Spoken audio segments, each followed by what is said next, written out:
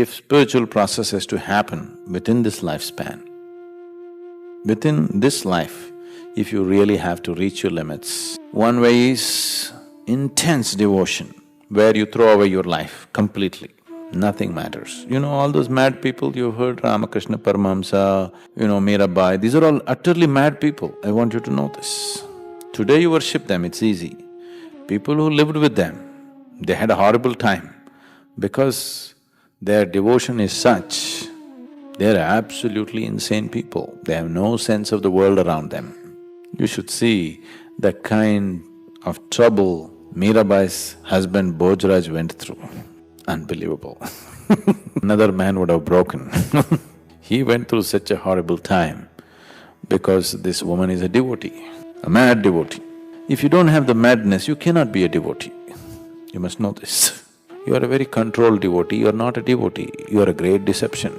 There is no controlled devotion. Devotion can only be mad, there is no other way.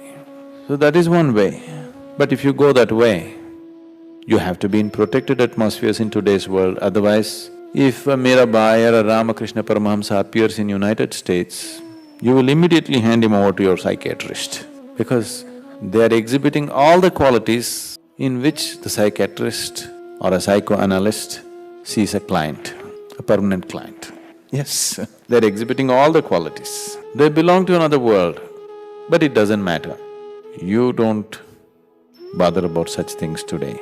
If such people appear in United States, they will definitely be pumped with all kinds of medicines and controlled and ruined. They are insane people.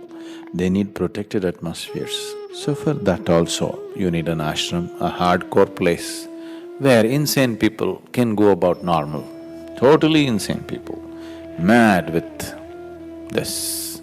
And another thing is, if you want to do the jnana or the intellectual path, then you need lots of sadhana to sharpen your intellect, to make your intellect like a razor blade, that nothing sticks to it, but it can cut through everything. If this has to happen, we need lots of sadhana. For that also we need a certain space where they are left untouched by other people, otherwise it won't be possible. If we want to do kriya, if we want to raise people's energies to the highest pitch and get them across, then also it needs very severe sadhana, which will need a place. The only thing which you can do in the world is karma. You can do karma yoga in the world and get appreciated. If you do any other type of yoga in its intense form, you will have trouble in the world. You'll definitely have a lot of trouble in the world. The world is not mature enough to accept such things. In United States, it's going to be very bad. Even in India, it's bad. Slowly, they all became westernized, Even in India, today if Ramakrishna appears, he'll have big problems. Those days he passed off somehow. Today he'll have problems. Today, he has to be, I'm looking for a right word. He has to be society savvy like me. Otherwise he won't survive. He won't survive otherwise. Me also, only in the last 7 years I'm like this. Earlier, I wouldn't care a hoot what somebody's thinking, somebody's doing, all this nonsense. Only when to a point I built the whole thing and dhyana linga, and then before consecration and after consecration, I'm a completely different personality. People who know me before, they can't believe I'm the same person. Everything about me, I changed. I wanted to change further, but then I thought they'll be too heartbroken, so I controlled a little bit of it. But you should have seen Sadhguru Sri Brahma. He was like fire. People would be just terrified. If they looked into his eyes, they would be just terrified. I've softened myself constantly. If I don't smile for 1 hour, you will be terrified sitting with me. Not because I'm dangerous, because I'm threatening. I threaten your very existence the way you are right now. Everything that you are right now will feel threatened if you just sit with me and if I don't smile. I'm constantly smiling so that you don't run away. Yes, if this intensity is not there, it is just talking spirituality. If a guru doesn't constantly threaten everything that you are, why do you need him? To learn something, you can learn from a book. You don't need a guru to learn.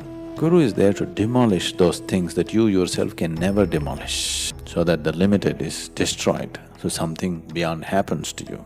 So if something beyond has to happen to you and you want to achieve things in this life, then if new dimensions enter your life and you don't know how to handle it, you'll be in lots of trouble.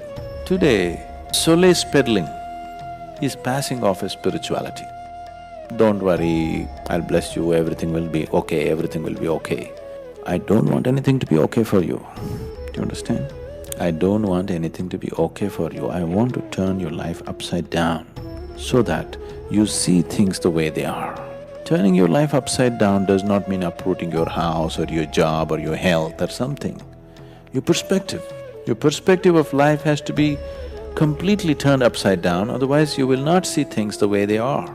That you cannot do by yourself. If you do it by yourself, the changes that happen will make you so scared that you will again run back to the old ways. Unless there is somebody here guiding you and tempering those things and controlling those things for you, when on the energy level, when changes happen, you will think that you're actually going to die.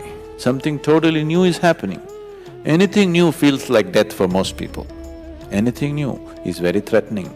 Anything absolutely new, people will think death is going to come, isn't it? See, right now, let us say something black and big just comes out of this wall. Huge fear, why? Because you think it's going to eat you up. You think death is going to happen. Anything new means your mind will feel threatened and it will think that you're going to die.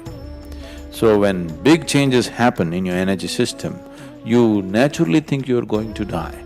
Unless there is somebody there who will temper these things and allow these things to happen in certain ways as it's suitable for you, then you won't progress. You'll keep 1 foot forward and if something happens, you'll take 10 steps backward. So, spirituality, hardcore spirituality means managing all these things. These days we have, in the yoga center in India, we have controlled many things. Things are very controlled now. You should have seen the first 3 years when we came there. People were just going, some of them howling like crazy day and night, some of them, tripping over very blissfully, some of them in all kinds of conditions, some of them totally intoxicated that they cannot stand for many days. Various kind of things happening because we were making certain fundamental changes in a very drastic way. But now it is very tempered and set forth in a certain way. And whatever we did in the early times, it has made such a big difference for that space. Those of you who have been there, depends to what extent you're sensitive to these things, but you just stand outside. I'm not talking about the building, I'm talking about this piece of land. Stand outside, feel that space. Okay, sit outside in the forest is very beautiful. Sit there and meditate. Come inside and meditate, you'll see the big difference. The whole space is like loaded with energy. So creating a space where everything is on fast forward, putting your life on fast forward. Spirituality fundamentally means putting your life on fast forward. You don't want to go at the normal evolutionary pace, you want to mutate, that's what spirituality means. So creating an energy space where everything happens fast, and when everything happens fast, life will happen in a little different way than the way you understand. If you play the music on fast forward, you know how it sounds? It'll be like that.